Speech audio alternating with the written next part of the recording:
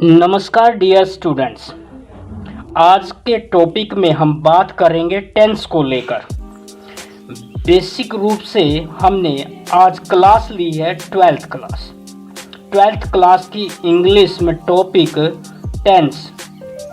बहुत सारे बच्चों की दिक्कत आती है कि सर टेंस में हमें दिक्कत है, जब ऑप्शन देर का है तो हम कैसे फिल करें। आज की वीडियो में हम बात करेंगे जो स्टूडेंट के सामने प्रॉब्लम आती है और ऐसे सेंटेंसेस जो एग्ज़ाम में बार बार पूछे जाते हैं।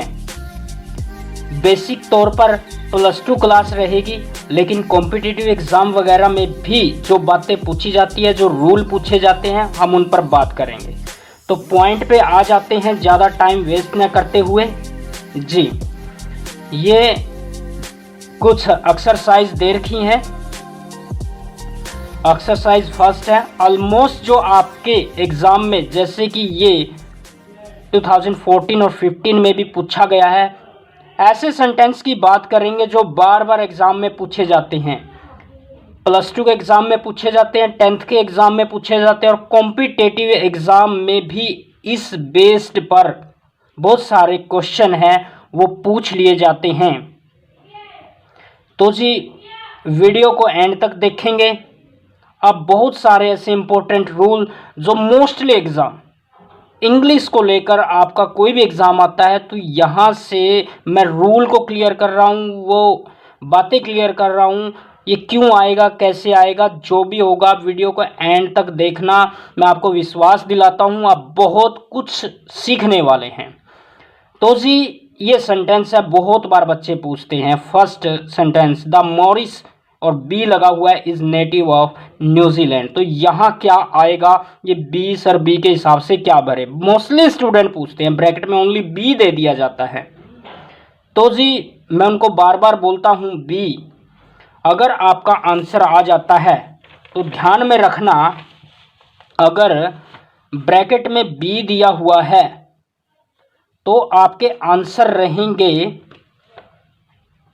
वहाँ आंसर में इज, एम या आर, वॉज, वर,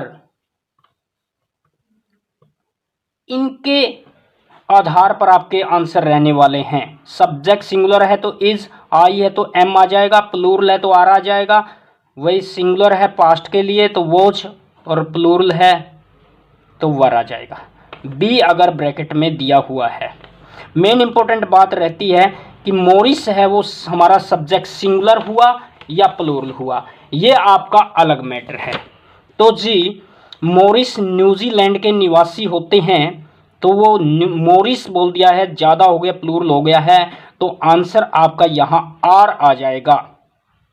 बिल्कुल अच्छे समझ गए हैं, ये वेरी इंपॉर्टेंट है, कई बार पूछ लिया जाता है। जी, तो हम कुछ मिसप्रिंट को लेकर भी बात करेंगे, जैसे कि इस थर्ड में एक छोटी सी मिसप्रिंट वगैरह आपको देखने को मिलती है।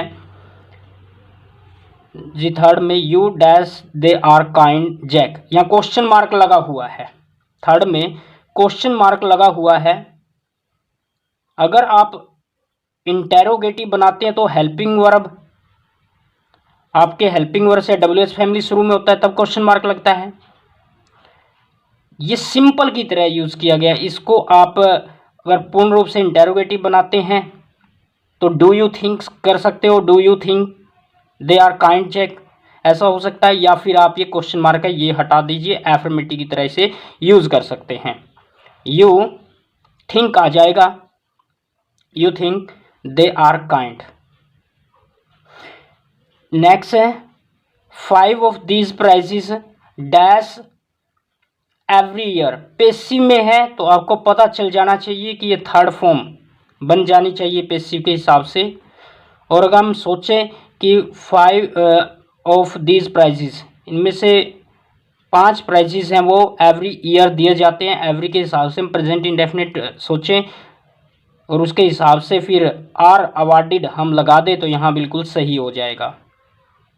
जी, नेक्स्ट क्वेश्चन है जो 8th है, ये बार बार पूछा जाता है एग्ज़ाम में।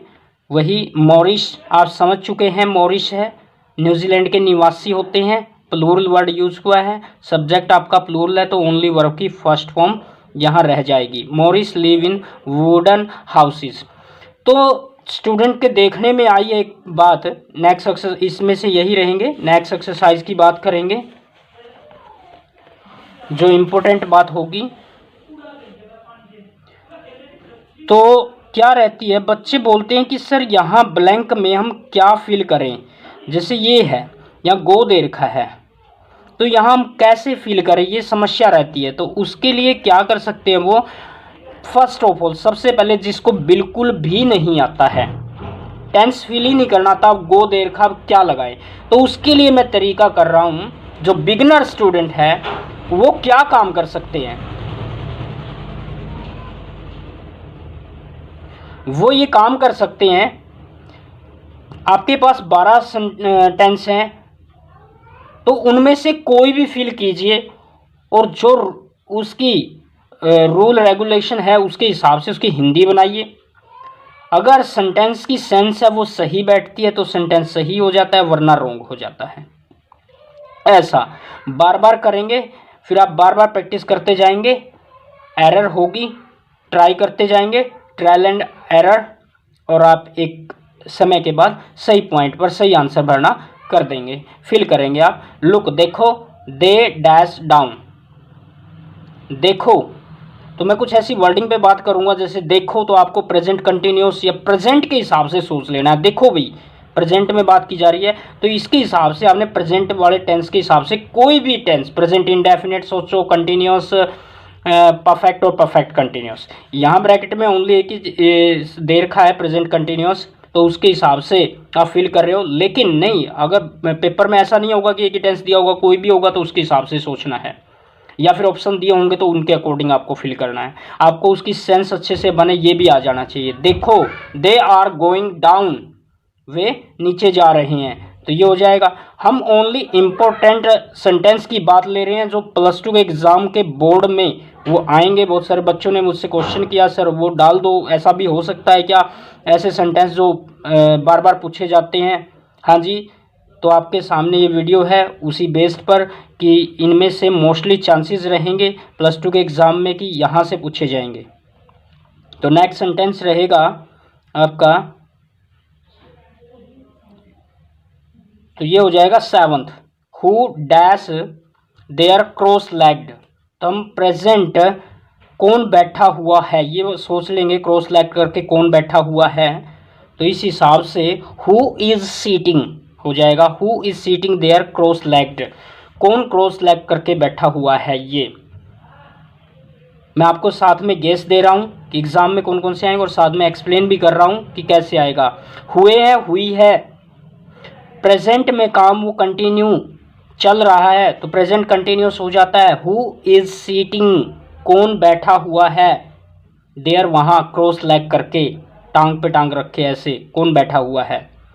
तो नेक्स्ट आपकी एक्सरसाइज रहेगी आपके सामने, आप इनमें से ही पेपर करके आएंगे तो आपकी गलती नहीं होगी, आप अच्छे नंबर गेन करेंगे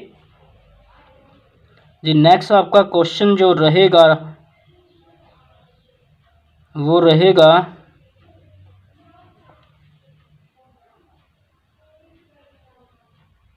9th, इसकी हम बात करेंगे 9th।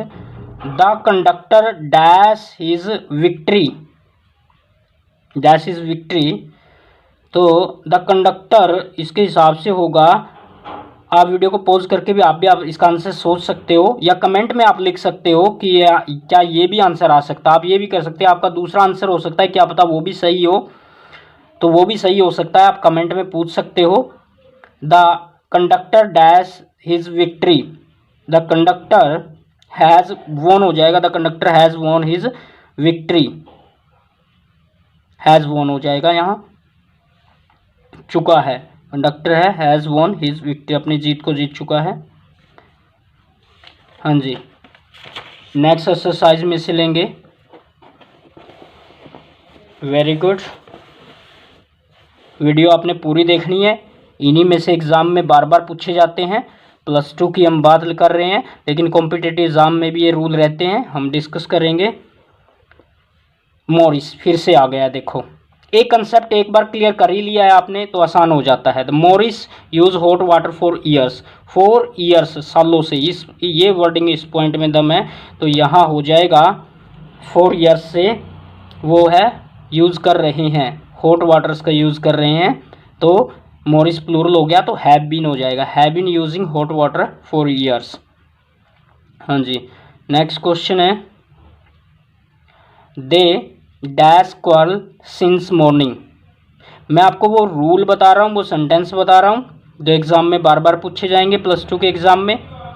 ऑलमोस्ट +2 10th की जो टेंस की क्वेश्चनिंग है वो सेम रहती है, लगभग वही चीज़ें +2 में वही 10th में रहती है, यही सेंटेंस है सेम, लगभग थोड़ा बहुत अंतर है, तो ये 10th क्लास के बच्चे भी यहाँ से कवर कर सकते हैं। दे डैश सिंस मॉर्निंग, सुबह से यानी कि झगड़ रहे हैं, तो क्वारल दे है तो प्लूरल हो जाएगा, they have been quarrelling since morning.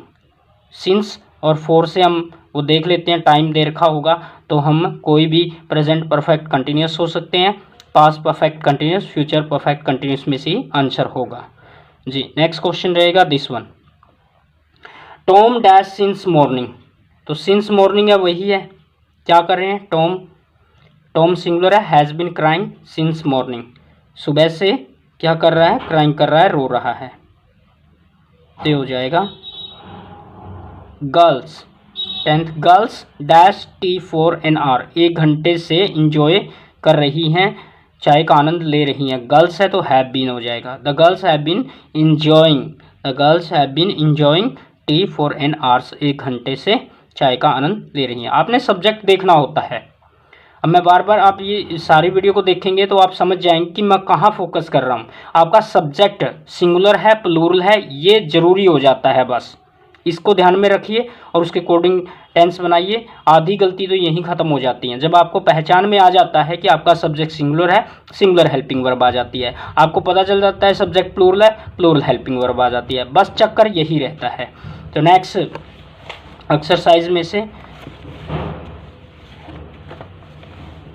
रहेगा, जैसे फर्स्ट है 2015 में भी ये पूछा गया है, बार बार आगे भी ये कई बार पूछे गए हैं, लेकिन मैंने तो ये लिख दिया था कि 15 में और भी बार बार ये पूछे गए हैं। 2 or 3 passengers got out and dash into the night, तो गोट से हमें थोड़ा इशारा मिल रहा है कि पास्ट का जाना चाहिए, तो गेट गोट है, तो 2 पास्ट के हिसाब से सोच लेंगे, सेंटेंस में ही कुछ ऐसी वर्डिंग दिखाई देगी तो उसी के हिसाब से हम सोचेंगे, वही क्लू मिलेगा हमें, और वो सेंटेंस में ही आपको क्लू मिलेगा। तो 2 और 3 पैसेंजर्स, 2 या 3 पैसेंजर गोट आउट हो गए, एंड डैश फिर क्या आएगा यहाँ, डिसअपियर्ड इनटू नाइट, और अंधेरे में डिसअपियर्ड हो गए, अंतर्ध्यान हो गए, नज़र नहीं आए जी। द लेडी डैश नोट, अब नोट गो है तो नेगेटिव सेंटेंस बनाना है, ये इसका इशारा है। The lady dash up the stairs, stairs सीढ़ियाँ होती हैं, लेडी गई या नहीं गई, अब नेगेटिव है तो नहीं के हिसाब से सोचेंगे। The lady did not go up the stairs, stairs पर नहीं गई, सीढ़ियों पर नहीं गई, गो अप ऊपर नहीं गई मैं मतलब, तो यहाँ डिड नॉट और फिर डिड के साथ फर्स्ट आएगा, हमेशा ध्यान में रखना डिड के साथ फर्स्ट फॉर्म, हमेशा ध्यान में रखना डिड के साथ फर्स्ट फॉर्म आएगी जी। हाँ जी, Alfred Nobel dash born on 21 October 1833, तो क्या अल्फ्रेड नोबल है जो वो बी के हिसाब से, बी का बात मैंने पहले बता दी आपको, बी है तो इज़-एम-आर वो वर्ड में से आपने सोचना है।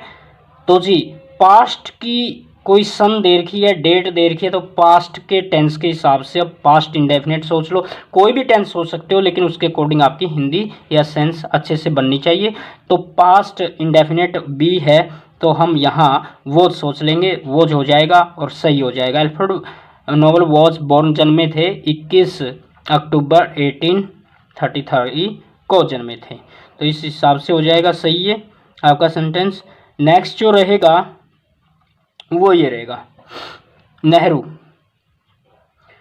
नेहरू वाला। तो when Nehru right his will, तो एक प्रॉब्लम और देखने में आई है, जो स्टूडेंट गलतियां करते हैं, मैं उन बातों पर फोकस कर रहा हूं, आप अच्छे से ध्यान से इन बातों को समझेंगे मैं क्या कहने की कोशिश कर रहा हूं। यहाँ ब्रैकेट मिलते ही बच्चे यही लिखने की कोशिश करते हैं और यही लिख देते हैं पहली form, second form, third form, और कई बार दिक्कत आ जाती है, गलत हो जाता है। तो व्हेन है WH फैमिली है, इंटेरोगेटिव बनाना है, यहाँ से हमें इशारा मिल रहा है कि इंटेरोगेटिव बनेगा। तो when Nehru right his will, यानी कि कब उसने अपनी विल, जो वसीयतनामा था, विल गागे की फ्यूचर टेंस नहीं समझना है, हिज विल अपनी वसीयतनामा उसने कब लिखा था, कब लिखा था, तो WH फैमिली आ जाती है। मैं आपको लिख के समझा देता हूँ ये बात। जैसे व्हेन आ गया है, व्हेन है तो WH फैमिली है तो हेल्पिंग वर्ब आएगी, और पास्ट इंडेफिनिट के हिसाब से हम सोचेंगे when did Nehru, NEHRU, Nehru right, WRITE, तो राइट हिज विल, और एंड में क्वेश्चन मार्क रह जाता है। तो जी WH फैमिली, हेल्पिंग वर्ब, फिर आपका सब्जेक्ट आएगा। ये सेंटेंस आपको दोबारा लिखना पड़ेगा आंसर में, ये वाले की तरह लिखना पड़ेगा, तब जाके आपका करेक्ट होगा। यहीं फिल करोगे तो गलत हो जाएगा। कुछ बच्चे यहाँ भी ऐसे ही कर देते हैं, when Nehru did right his will, तो गलत हो जाएगा, सही स्ट्रक्चर नहीं बनेगा। तो इन बातों को ध्यान में रखेंगे। मैं मोस्टली वही बात कर रहा हूँ जो बच्चे गलतियाँ करते हैं, आप इस में गलतियां नहीं करेंगे, बिल्कुल नहीं करेंगे। बहुत अच्छे जी। नेक्स्ट सेंटेंस की बात करेंगे, ध्यान देंगे अच्छे से। तो जी नेक्स्ट रहेगा सेंटेंस आपके सामने, as he could see, could से हमें इशारा मिल रहा है, पास्ट का होना चाहिए, कुड से। As he could see dash silently वो क्या कर रही थी, एज ही कुड सी, जैसे वो देख सकता था, तो वो क्या कर रही थी, क्राइम कर रही थी साइलेंटली, चुपके से वॉज क्राइंग हो जाएगा, सी के साथ वॉज लगेगा, सिंगुलर है तो was silent, she was crying silently, ये सेंटेंस। उसके बाद सेंटेंस जो इम्पोर्टेंट रहेगा हम करेंगे, तो the dog dash blink his eyes. इन सेंटेंस के थ्रू मैं लगभग रूल को कवर करने वाला हूँ, लगभग रूल कवर हो जाएंगे। तो dash dog blink mean the dog dash his eyes when I सा हिम, यहाँ से इशारा मिल रहा है, वो वॉज पास्ट इंडेफिनिट, आई सा इट, जब मैंने उसे देखा, तो वो क्या कर रहा था, ब्लिंकिंग कर रहा था, डॉग ब्लिंकिंग कर रहा था, अपनी आइज को ब्लिंकिंग कर रहा था। तो the dog was blinking his eyes when I सा इट। तो इस प्रकार सेंटेंस में ही देखना है कि कौन सा रहेगा। यस, अगेन मॉरिस आ चुका है, द मॉरिस डैश हैम भजन when we reached, second form, past के हिसाब से सोचना है। तो व्हेन वी रीच देयर, जब हम वहाँ पहुँचे तो क्या कर रहे थे, मोरिश लोग क्या कर रहे थे, सिंगिंग हेम्स गा रहे थे, यानी कि भजन गा रहे थे, भजन। तो जी प्लूरल है, कुछ बच्चे यहाँ मोरिश को सिंगुलर मान के वो सिंगिंग कर देंगे, तो गलत हो जाएगा। आप समझ गए हैं क्या आएगा, वर सिंगिंग आ जाएगा। बहुत बढ़िया, बहुत अच्छे, एक बार में ही आपने कवर कर लिया है जी। तो the old penguin dash slowly क्या हो रही थी, मूव कर रही थी। The old penguin was moving आ जाएगा, धीरे धीरे। ओल्ड पेंगुइन थी, बूढ़ी पेंगुइन थी, वो मूव कर रही थी। तो लेफ्टिनेंट मार्टिस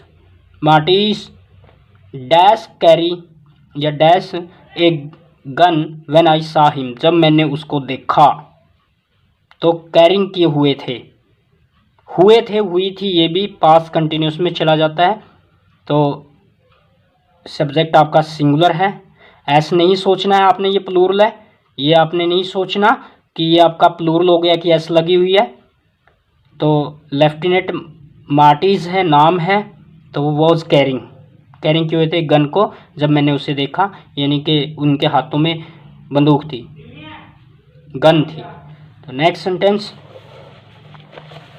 आपके सामने, अच्छे से तैयारी रखेंगे, कवर कर लेंगे इन बातों को जी। बहुत बार पूछा जाता है, बहुत बार आता है, और इसी बेस्ड पर बहुत सारे सेंटेंस पूछे जाते हैं। The patient dash die before the doctor arrived, पिछली जो टेंस को लेकर वीडियो आई हुई हैं, आपने भी वो भी देख लेनी है। लगभग मैं आपको विश्वास दिलाता हूँ, यकीन दिलाता हूँ, आपने टेंस की सारी वीडियो देख ली हैं तो आपका एक भी सेंटेंस गलत नहीं होने वाला है, ये मैं आपको विश्वास दिलाता हूँ। The patient dash die before the doctor arrived, यहाँ अराइव्ड हो जाएगा, केम हो जाएगा, तो सेकंड फॉर्म है। तो यहाँ एक ही कंसेप्ट को आपने ध्यान में रखना है।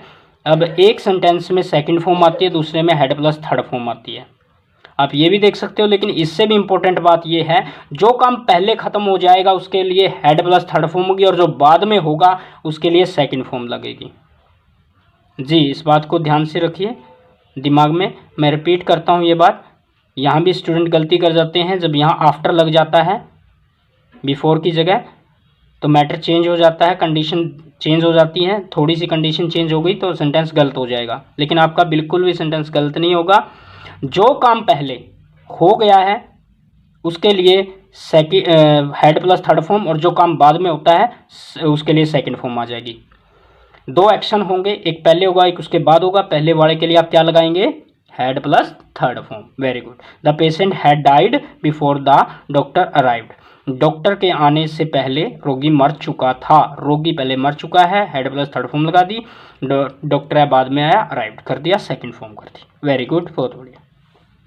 तो सेवंथ है, Swami dash the sum before father scolded him, डांटने से पहले, फादर के डांटने से पहले स्वामी क्या कर चुका था, सम को सोल्व कर चुका था। तो पहले काम ये हुआ है, तो स्वामी हैड सोल्व्ड, इस बेस पर ये समझा दिया आपको, ये समझा दिया, एक दो समझाने काफ़ी है। हैड प्लस थर्ड फॉर्म और पास्ट इंडेफिनिट ये कम्बिनेशन रहता है, आप इसको ध्यान में रख लेंगे। लेकिन जैसे यहाँ आफ्टर आ जाता है तो उसकी बात भी समझेंगे। किस बात से समझेंगे, बस यही बात आपने ध्यान में रखनी है। अगर काम पहले हुआ है, दो एक्शन होंगे, जो एक्शन पहले हो जाता है, काम जो पहले कंप्लीट हो गया उसके लिए हेड प्लस थर्ड फॉर्म लगाएंगे, बाद वाले के लिए सेकंड फॉर्म हम लगा देंगे। तो the Swami had solved the sum before father scolded him, ये आ जाएगा। एक और कर लेते हैं, सुसन या Susan dash the school before the bell ring, second form before ही है, तो क्या हो जाएगा, आप समझ चुके हैं बिल्कुल। Susan had reached the school, पहुंच चुका था, before the bell ring, ring के बजने से पहले। यहाँ से 3-4 सेंटेंस आप कर लीजिए, ये कंसेप्ट आपका क्लियर हो जाएगा। द एनिमी डैश फ्ली, भाग जाना, बिफोर द ओपन फायर, गोली चलने से पहले। वी ओपन फायर, गोली चलने से पहले हम क्या हो गए, बिफोर वी ओपन फायर, जैसे हमने फायर किया, गोली चलाई, उससे पहले एनिमी भाग चुका था। द एनिमी हैड फ्लीड या fled before we open fire जी। एक और कर लेते हैं, ही थैंक्ड मी। अब देखो पहले क्या था, यहाँ जैसी सेंटेंस देखी हमने, यहाँ सेकंड फॉर्म थी, और फिर हमने ये किया तो यहाँ सेकंड फॉर्म थी, और जैसे हमने ये किया तो यहाँ सेकंड फॉर्म थी। लेकिन इस वाले में क्या है, यहाँ सेकंड फॉर्म आई है। तो आगे आए पीछे आए, इससे आपको घबराना नहीं है, आपने कंसेप्ट समझना है। जो काम पहले हो चुका होगा उसके लिए आप third form, head plus third form लगा देंगे, और बाद वाले एक्शन के लिए आप सेकंड फॉर्म लगा देंगे। ही थैंक्ड मी, उसने मेरा धन्यवाद किया, for what I dash do, had done, what I had done, जो मैंने किया था उसके लिए मेरा धन्यवाद किया। जो मैंने किया वो पहले किया, फिर बाद में उसने धन्यवाद किया है, ऐसी सेंस बनेगी। ठीक है जी, नेक्स्ट की बात कर लेते हैं जी। सभी टेंस को लेकर हम प्रैक्टिस कर रहे हैं, कोई भी छूटेगा नहीं, आपकी गलतियां नहीं होंगी, अच्छे से तैयारी आपने कर लेनी है। एग्ज़ाम से पहले इन बातों को ध्यान में रखना है। जी पास्चर, शायद ये लुइस पास्चर की बात हो रही है। Dash what his experiments since long, with with his experiments के साथ, सिंस लॉन्ग से कैरी ऑन लगा हुआ होना, तो ये रहेगा हैड बीन, लंबे टाइम से had been. Pasteur had been carrying on with his experiments since long, बड़े लंबे टाइम से रहा था, रहे थे, रही थी। पास्ट परफेक्ट कंटिन्यूस के हिसाब से हो जाएगा सही। एक और कर लेते हैं।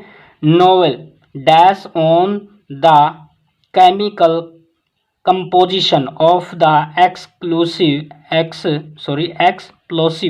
फॉर ए लॉन्ग टाइम, तो Nobel had been working, Nobel थे जो हैड बीन वर्किंग कर रहे थे ऑन द केमिकल कंपोजिशन पर of the explosive for a long time, लंबे समय से।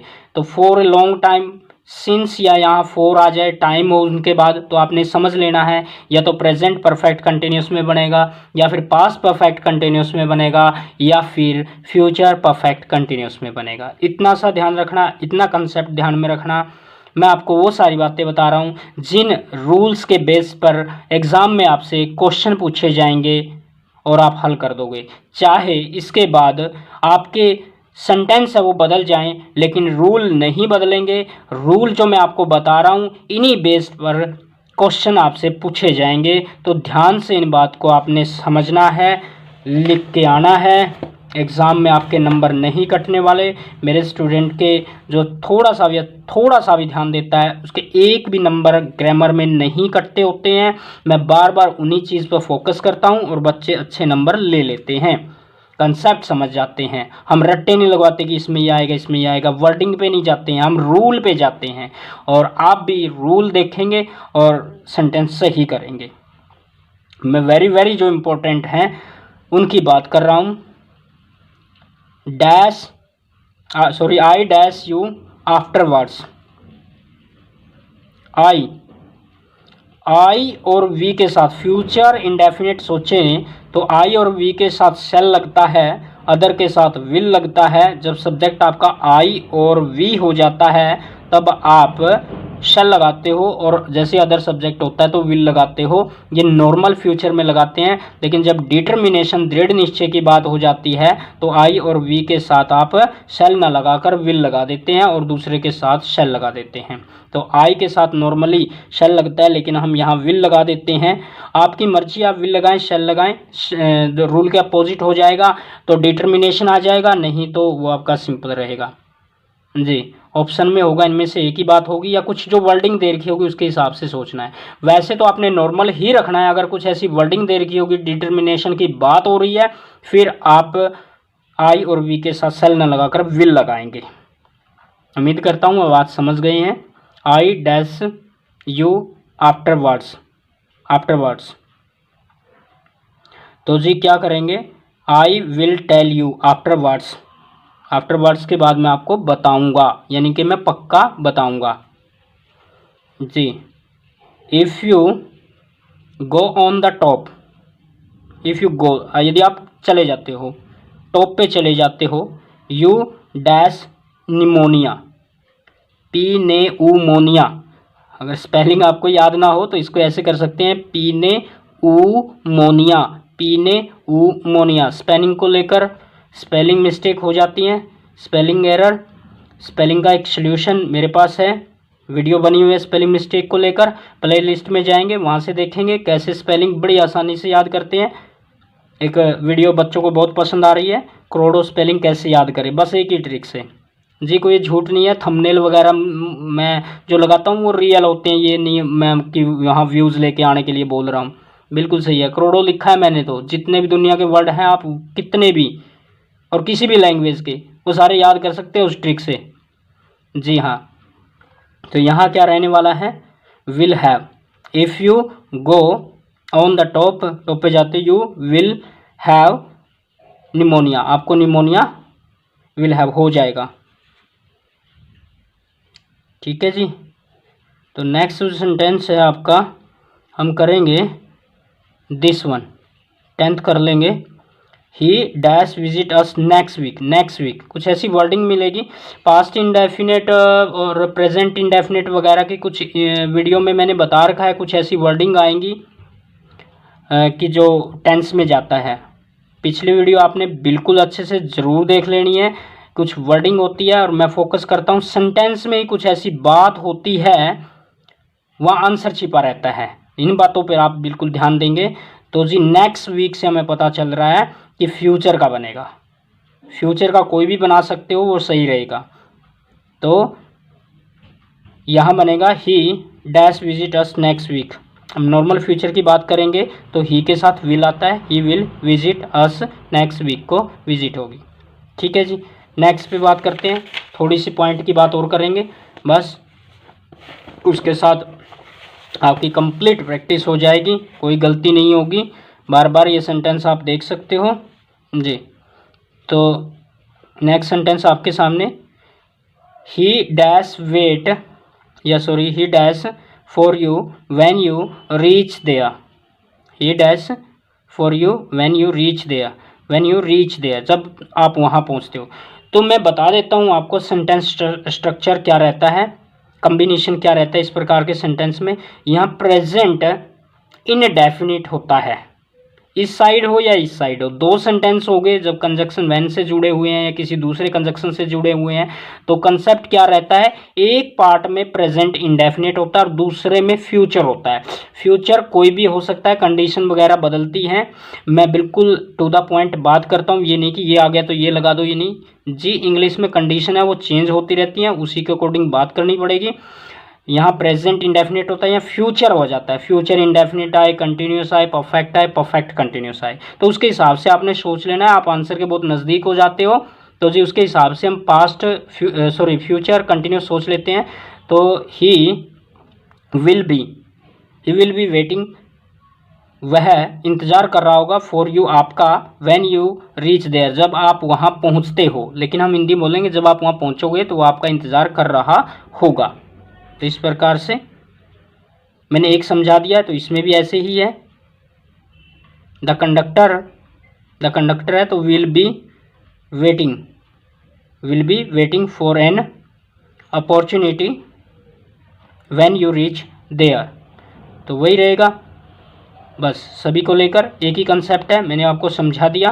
तो इस प्रकार से ये इम्पोर्टेंट हो जाता है। वैसे मैं आपको काम की बात ये भी बता दूं कि फ्यूचर बहुत कम पूछा जाता है। अगर देखा जाए, कंपैरिजन की जाए, अगर प्रेजेंट और पास्ट की कंपैरिजन में फ्यूचर टेंस बहुत कम पूछा जाता है। ये नहीं है कि बिल्कुल भी पूछा नहीं जाएगा, मैं ये बता रहा हूँ कंपैरिजन के हिसाब से। तो प्रेजेंट और पास्ट ज़्यादा पूछे जाते हैं। इस प्रकार से आप अच्छी तैयारी रखेंगे जी। नेक्स्ट एक्सरसाइज अब कंबाइंड आ चुकी है। अब वीडियो थोड़ी सी बड़ी हो गई है, मैं सीधे आपको सेंटेंस बताऊंगा। ये जो गाइड है आपकी, ये +2 क्लास की दीपक की गाइड है, आप वहाँ से भी आप ये चीज़ गेन कर सकते हो। मैं सीधे आपको अब गेस देने जा रहा हूँ कुछ सेंटेंस की, मिक्स सेंटेंस हैं। वीडियो ज़्यादा लंबी ना हो जाए, आपके ज़्यादा और काम आए, एक ही वीडियो से आपका काम चल जाए, दूसरी वीडियो बनाता मैं। तो मैं आपको एग्जाम्पल ही सामने रख रहा हूँ, आपने इसके हिसाब से देख लेना है और मैं आंसर भी आपको दिखा दूंगा उसके हिसाब से। टाइम कम टाइम में ज़्यादा चीज़ें कर लेंगे। तो जी एग्ज़ाम बहुत नज़दीक है। तो जी फर्स्ट जो इम्पोर्टेंट है वही बता रहा हूँ। फर्स्ट ये बड़ा, सेकंड ये कर लेना है, यहाँ तक आपने 7 तक इनको अच्छे से कर लेना है। इन्हीं सेंटेंस को बार बार पूछा जाता है। पीक से मेरा मतलब पेपर में है, जो बार बार पूछे गए हैं, बहुत बार पूछे गए हैं, या इन्हीं के रूल के बेस पर पूछे जाते हैं। आपको इनमें कोई भी प्रॉब्लम है आप कमेंट सेक्शन में लिख देंगे, मैं बिल्कुल अच्छे से आपको बता दूंगा। आपको डिस्क्रिप्शन में जाओगे तो मेरा फ़ोन नंबर भी है, वहाँ से भी आप इस बात बारे में आप पूछ सकते हैं, फ़ोन करके भी मैं बता दूंगा, कोई बात नहीं जी। तो ये रहेगा और एक बार आंसर मैं आपको दिखा देता हूँ कि आपने जो सोचा है उसके हिसाब से आप आंसर अच्छे से समझ पाएँ। तो एक बार देख लीजिए, आप इनकी प्रैक्टिस कर लीजिए। आपको ये पता होना चाहिए कि जो ये आंसर आए हुए हैं ये क्यों आए इनके हिसाब से, क्या दूसरा भी कोई आंसर आ सकता था, तो वो आपने पूछ लेना है। तो नेक्स्ट जो आपके रहेंगे आपके सामने ये वाले जी, ये यहाँ से लेकर बस ये इन बेस पे नहीं है, 7th यहाँ तक आप प्रैक्टिस कर लेंगे सारे। वैसे मतलब लगभग काम हो गया अगर आप ये करते हो। इनमें से आपने ध्यान में रख लेना है, इन सेंटेंस को अगर आपने कर लिया है तो आपका एक भी गलत नहीं होना। इन्हीं रूल के बेस पर दूसरे सेंटेंस पूछे जाएंगे आपसे। बस अगर आपने इस वीडियो के सारे सेंटेंस अच्छे से कवर कर लिए हैं, मैं बिल्कुल आपको गारंटी के साथ कह सकता हूं आपका एक भी नंबर टेंस में नहीं कटेगा, एक नंबर भी नहीं कटना है जी। आपने ये सेंटेंस देख लेने हैं, ये देख लीजिए। जिन पे पी लगाया हुआ है वही पेपर में आएगा बिल्कुल, या उसी रूल के बेस पर पेपर में पूछे जाएंगे। मैं आपको आंसर आपने इनके सोच लिए हैं, देख लिए हैं, तो आंसर आपके सामने डाल देते हैं ताकि आप चेक कर सके आसानी से ये बड़े आंसर। हाँ, अगर आपको रीज़न का नहीं पता ये क्यों आए, किस रूल के अकॉर्डिंग आए, आप कमेंट सेक्शन में लिख सकते हो, आप डायरेक्ट फ़ोन कर सकते हो जी। नेक्स्ट रहेंगे, बड़े इम्पोर्टेंट हैं जी। मैं नहीं चाहता कि बहुत ज़्यादा लंबी वीडियो बने, तो ज़्यादा अगर आप चाहते हो कि इन पे भी ऐसे ही एक्सप्लेन करके वीडियो बना दो तो मैं वो भी बना दूंगा। तो जो पी लगा हुआ है तो उनमें से ही आपके एग्ज़ाम में पूछे जाएंगे। 2014 में भी लिखा था, तो ये क्वेश्चन आया था नेवर को लेकर। चलो, ये नेवर को लेकर रहता है क्या, I never dash such a beautiful garden. तो नेवर, मैंने इतना ब्यूटीफुल गार्डन है, ऐसा ब्यूटीफुल गार्डन है पहले कभी नहीं देखा है। देखा है यानी कि देख चुका हूँ। I have never seen such a beautiful garden. I have never seen, present perfect के हिसाब से सोचेंगे। नहीं देखा है मीन नहीं देख चुका हूँ, नहीं कि नेगेटिव सेंस में ले गए हम। तो इनके आंसर है आई हैव नेवर सीन। देखिए, जो अभी हमने बात की थी 12th को लेकर, तो उसका आंसर ये रहा, आई हैव नेवर सीन, हमने नहीं देखा है यानी कि नहीं देख चुका हूँ ऐसा सुंदर गार्डन। तो इसके हिसाब से आपने रखना है। तो जी, ये रहे सेंटेंस आपके सामने इस एक्सरसाइज के। पी वाले आपने बिल्कुल नहीं छोड़ने जो पी को लेकर है, और मोस्टली ये कंसेप्ट सारे आपके अच्छे से हो जाएंगे। यहाँ भी मैं आपको बताने जा रहा हूँ एक बात जो स्टूडेंट अक्सर गलती कर देते हैं। My uncle dash from Kolkata, Calcutta से जी। हैज़ जस्ट अराइव्ड आ जाएगा, तो हैज़ जस्ट अराइव्ड जैसे 9th में है, ये प्रॉब्लम अब बच्चे के सामने रहती है। तो बच्चा यहाँ क्या कर देता है, माई अंकल, यहाँ जस्ट को कहाँ लिखे ये प्रॉब्लम रहती है। तो जस्ट कुछ ऐसे एडवर्ब हो रहेंगे वो आपकी हेल्पिंग वर्ब और मेन वर्ब के बीच में आएंगे। इस बात को ध्यान में रखना कि हेल्पिंग वर्ब मेन वर्ब के बीच में ऐसी वर्डिंग है, जस्ट है, बिफोर और दूसरी समटाइम्स ऑलवेज वगैरह की वर्डिंग आती है, वो हेल्पिंग वर्ब और मेन वर्ब के बीच में रहेगी। इस बात को ध्यान में अच्छे से आप रख लेंगे। तो यहाँ लेकर आपके 2 ही सेंटेंस है, 3rd और 9th, और उनके आंसर आपके सामने कौन से रहेंगे, उनके आंसर मैं आपको दिखा देता हूँ। इनके यहाँ 2 ही सेंटेंस और इनके आंसर आपके सामने ये रहेंगे, आपने देख लिया है जी। मैच करते जाएंगे, अच्छी तैयारी कर लेंगे। कोई भी प्रॉब्लम आपको आएगी मैं हूँ आपके लिए, आपके अच्छे नंबर दिलाने के लिए। आपकी क्वेरी हमेशा मैं लेता रहूँगा जी। ये वाले ये आंसर आपके सामने, वीडियो को पॉज करके सारे सेंटेंस ये कर सकते हो, पूछ सकते हो। इन्हीं रूल के बेस्ड पर कॉम्पिटिटिव एग्ज़ाम में भी आपसे पूछे जाते हैं। आप ये सेंटेंसेस कवर कर लेते हो तो ऑलमोस्ट प्रॉब्लम आपकी सॉल्व हो जाती है। आंसर आपके सामने जी। मेहनत का कोई शॉर्टकट नहीं होता, पक्का काम किया करो, शॉर्टकट में ना रहा करो। सारे कंसेप्ट एक बार में कर दो, बस दिक्कत ही नहीं है। फिर कोई भी सेंटेंस बदले, किसी हिसाब से बदले, आपके सारे आंसर सही होंगे। दिस वन आंसर आपके सामने। ठीक है जी, वेरी गुड। कोई भी वीडियो में प्रॉब्लम हो, आपको क्या चीज़ अच्छी लगी क्या अच्छी नहीं लगी, आप कमेंट में मुझे लिख सकते हो, बता सकते हो। आपके लिए ही वीडियो हैं तो और अच्छा रहेगा, आप सजेशन दोगे, आपका स्वागत होगा कोई भी कमेंट वगैरह के लिए जी।